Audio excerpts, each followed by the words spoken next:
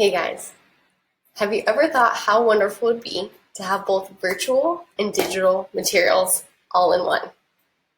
Once you have your Google Drive open, I want you to find the material or resource that you want to use in order to annotate. This is just a practice example.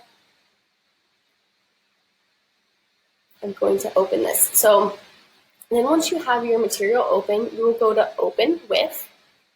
I just want to stop really quick and let you know that I have created a Google slide deck with all of these directions with screenshots and detailed instructions. So if I go too fast, don't worry. I have a step-by-step guide that I'm going to give you along with this.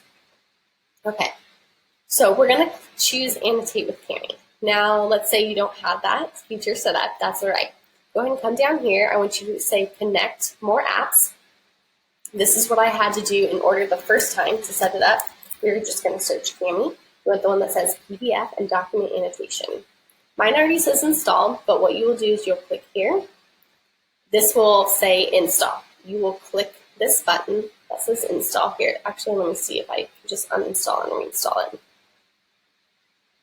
So you can see the extra little steps. Okay, so then you're going to hit continue. It just wants to know which account you're using. So make sure that you're using your school one if that's the account that you're using with your students. Okay, so then when you come up here again, now you should have that option to annotate with Cami. So just go ahead and click that. Now, the reason Cami works is because they're using it's in the web browser. So it's not, so what I was saying was that this Cami works and allows you to work interactively because it's not through Google Meet. It's through a web browser on Cami. So all you need is screen sharing in order for this annotation tool to work. Also, I forgot to mention, if you were registering for Cami for the very first time, I'm already, as you can see, I already have the teacher account right here, and you start with a 30-day trial.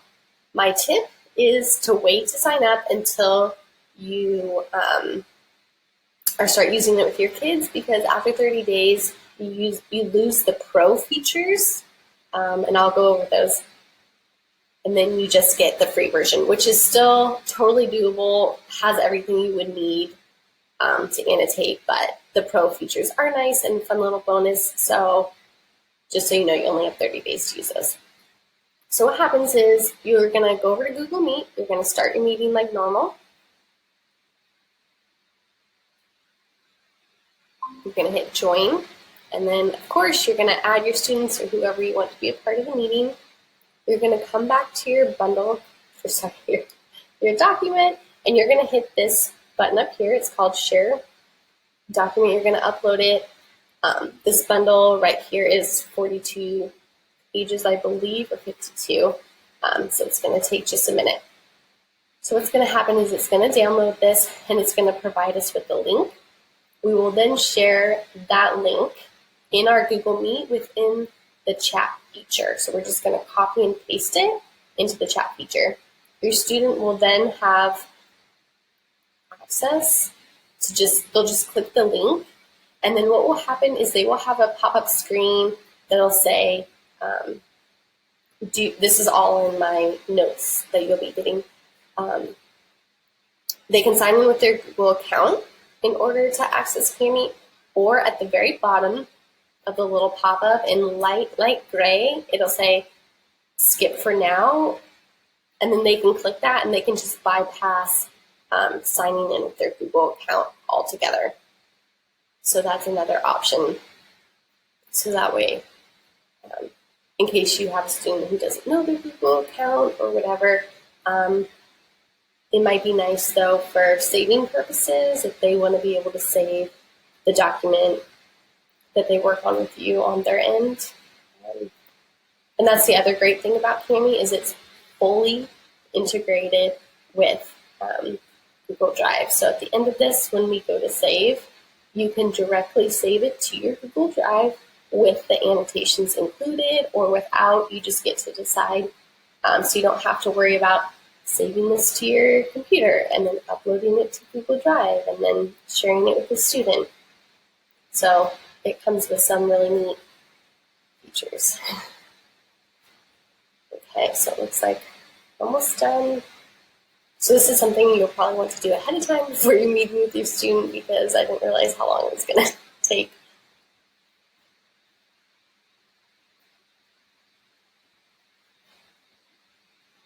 Okay, so you just want to make sure that, anyone with the link can annotate.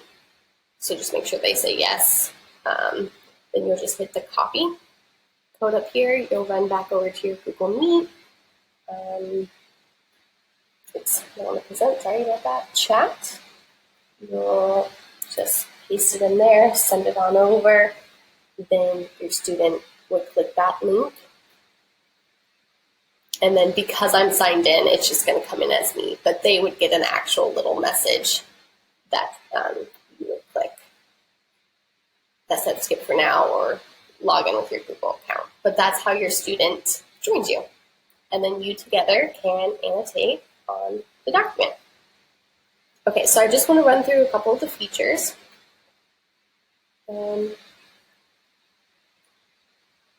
So let's start. So my year-long digital lesson plans that are made for you, I already have it digitally set up.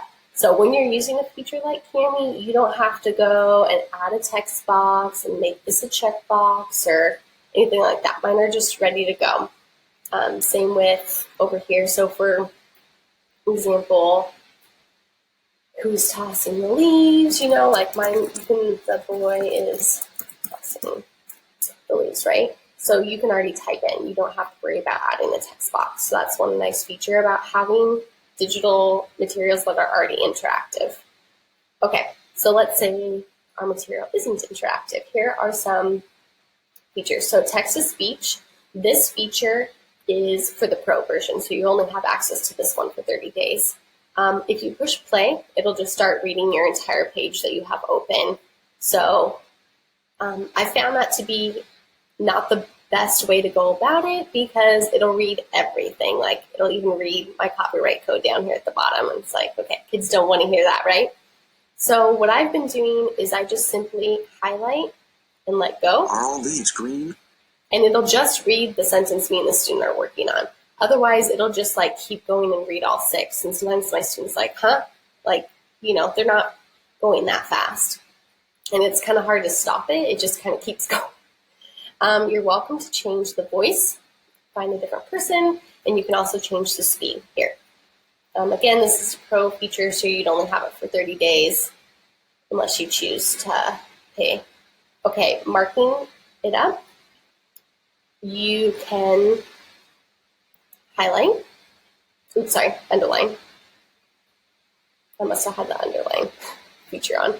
And then this is where you change the colors. So let's say we're working on this question and I'm trying to draw my students' attention. I underlined it for them. Highlighter. Now we're going to work on this one. Come look at this one. Strike through. I don't use this one as frequently, but I have used it to get a student to move on. So we're done with this one. We've answered that question. You answered yes. Now we're on this one. And then maybe underline this one. So, and then the last feature is the highlight text box. This can be fun for things that aren't text that you can't highlight or bring attention to. So like my yes or no or my check boxes, I can bring attention to it by highlighting that area. Of course, let's say you make a mistake, you can do undo. When you're highlighting, let's say I kind of get off track and, oh, oops, I wanted to highlight both of them. If you just click again, you're just going to make more boxes. So you want to come up, I'm going to undo those 3 that I didn't need. If you hit the select button, then you can edit, sorry about that. So it was just asking me if I want to save all my changes. So you can redo all of your changes like that. And then you can move it around if you did something wrong, and you can just simply delete it. Now, so we've done text to speech and we've done the markup features. Now we're going to do the comment features. So you can do a text box. So, and you can highlight the text box. So let's say who, and then let's say I'm just going to give my student like a visual reminder. So remember, who is a person? So when they're answering the question, let's say they forgot, I'm just giving them, I could have also recorded.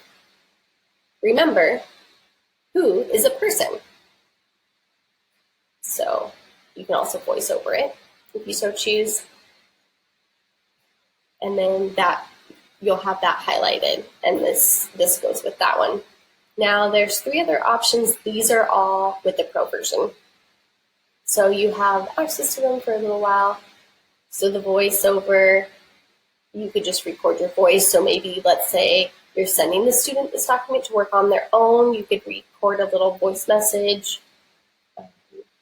Video, I like this for if you're giving your student articulation cues or something.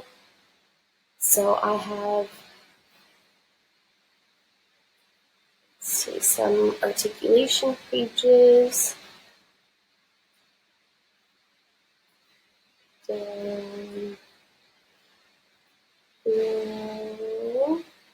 So you could do a video comment for Red and Rake.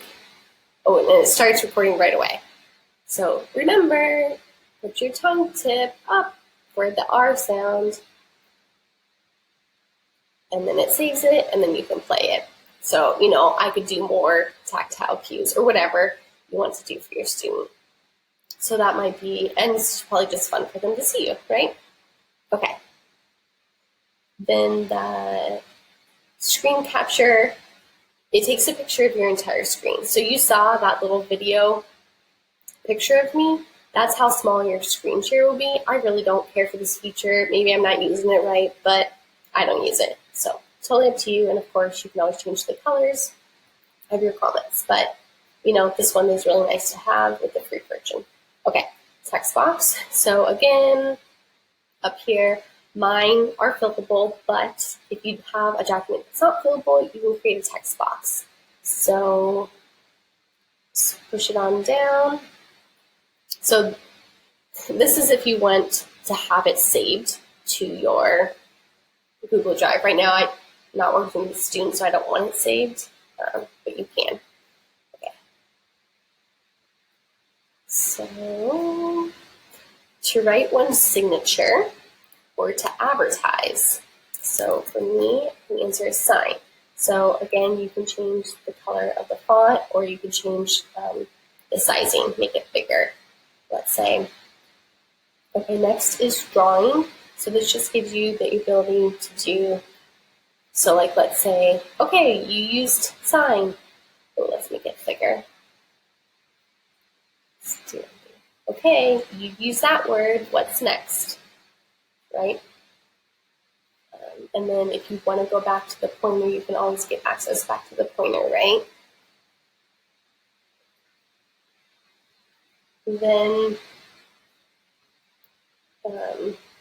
you can also use the drawing to write in answers. So to display, a form of public entertainment is a show. Okay. Good, you use show. So it's just something fun. Sometimes students like to draw versus type. Okay, so then there are shapes. So let me show you an example with shape. So like let's say you're working on irregular past tense. So it comes with square, circle, triangle, or line. And of course, you can change the color. You can do, so this is the thickness of the line around your shape. So I have square highlighted. Let's say I'm going to do a square. And remember, you can't redo it if you mess up, but you can come up here to the select tool, and then you can make your adjustments. as need be. So I'm trying to draw my students' attention to, hey, remember you have access to this word bank as you're answering these questions, right? My mom made me the rake. My mom made me rake the leaves, right? Let's say you have a student and you're like, you know what, I want to see what they can do on their own. So I did the fill option. I'm just going to come up here and I'm going to take away the word bank for my student. I also like to do that with, like, let's say visual cues. What season comes after fall? Like maybe I'm like, ooh, this is a really big clue, visual cue, and I just kind of want to see what he can do. So you could cover it up and see what they could do. Eraser.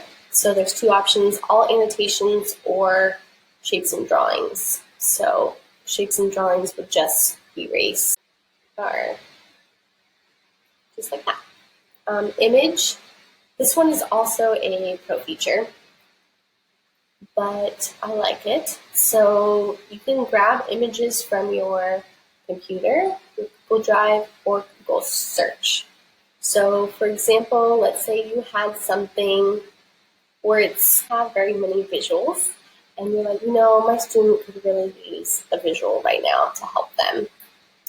So then you could, let's see. Okay. And then you'll just need to click anywhere on the page.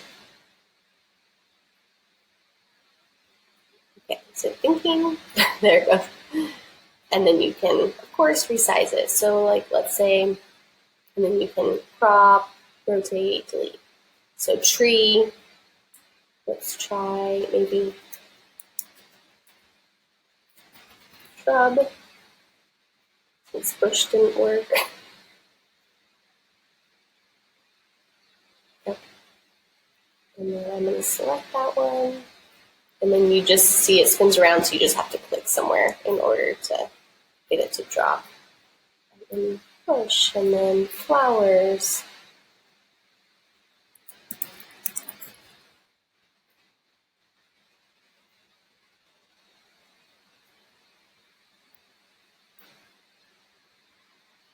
And then, you know, maybe these three visuals help my student with, oh, okay, these are all types of plants that live outside, or all living further. And then maybe what's another one? You know, shrub, other type. Okay. So then, and then signature, lastly, that is also a pro feature. And I don't really use it. Maybe you would want to use it if your student was working on this independently and you wanted the parent to sign it just to show, yes, they did do it.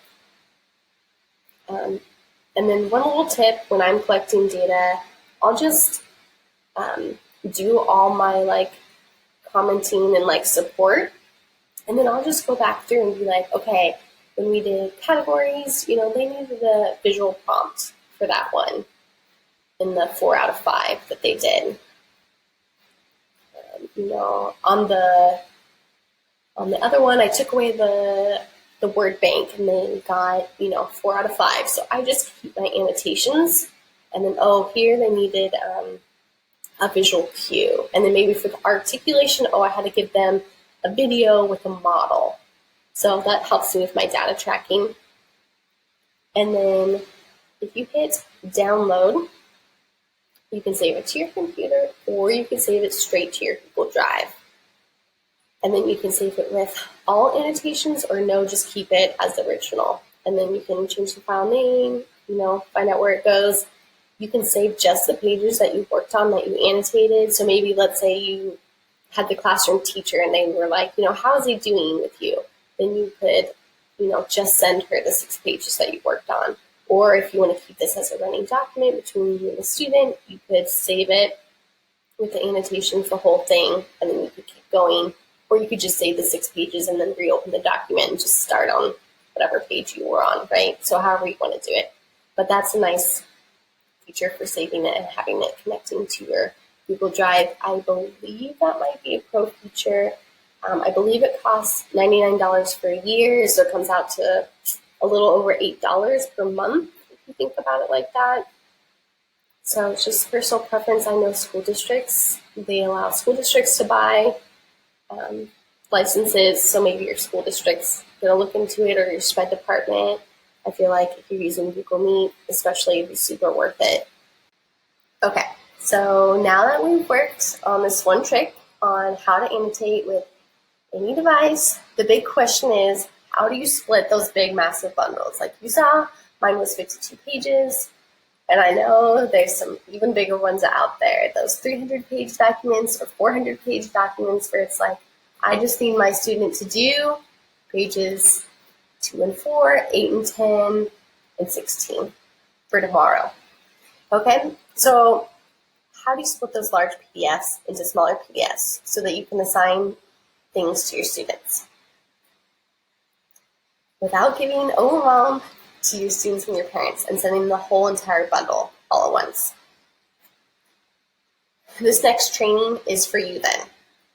This is exactly what we're going to deal with. I'm going to show you how to do this in video 2. I'm going to introduce you to 2 different types of methods that I use in order to do this. I will provide you with a step-by-step principle so that you can download and get ongoing to using the tools. Solving the issue of needing to split and merge a large PDF into smaller pieces is actually quite easy, and I'll show you. Before we go today, I want to leave you with a comment right below this video and tell me what platform you're using and what is your #1 struggle with teletherapy. I know technology can be scary and overwhelming. However, sometimes it's just a simple trick or tool that can make all the difference. The Cami tool can be that simple tool to make your teletherapy session more fun and interactive. I can't wait to see you in the next video. Until then, goodbye.